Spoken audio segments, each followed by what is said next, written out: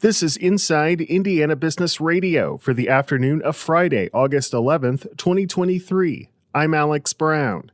A growing prep-to-sell home renovation business has expanded to Indianapolis. Cincinnati-based Homestretch organizes and contracts home improvement services to both ease the burden of moving for homeowners and improve their property's value. Co-founder Derek Schumann. We wanted to see if we could keep it going with another great Midwestern city. And my in-laws are from Indianapolis. I'm there all the time. Love the city. Know it kind of has a similar profile to Cincy and Columbus. So that was always kind of the next target for us. The company reported $3 million in revenue last year and has plans for nationwide growth. Clinton County officials broke ground this week on a new annex building. When complete in the fall of 2024, the nearly $18 million project will move most county offices to the new building. Crews are also set to begin a nearly $12 million renovation of the nearby county courthouse. Fort Wayne-based Indiana-Michigan Power is seeking to raise electricity rates through its Powering Our Future plan recently submitted to the Indiana Utility Regulatory Commission. If approved, the utility would raise rates for the typical residential customer by nearly $15 per month. From the number one source for Indiana business news, this is Inside Indiana Business Radio.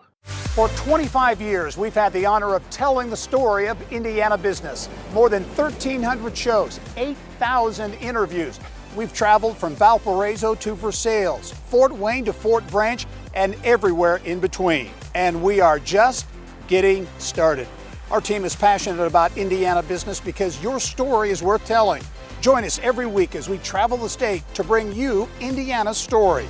Inside Indiana Business, 25 years and counting. The Indiana Department of Education is expanding its statewide tutoring program, Indiana Learns. IIB's Kate Sharon has more.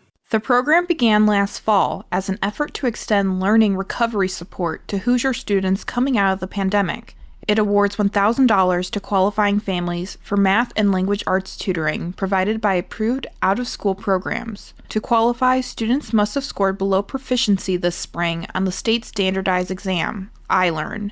While the program was initially open to only 4th and 5th graders, the state is opening Indiana Learns up to students in grades 3 through 8 in its latest expansion. The expansion of the program, which is administered by Indianapolis-based not-for-profit The Mind Trust, includes an increase in awards to students already registered within the program, as well as an opportunity for new families to reapply for additional awards after their first scholarship is spent. Additionally, individual schools and school corporations can serve as learning partners that offer on-site tutoring without meeting a previous scholarship matching requirement. Tutoring may also now be offered during the school day. State education officials say more than 10,000 students have already registered for the program.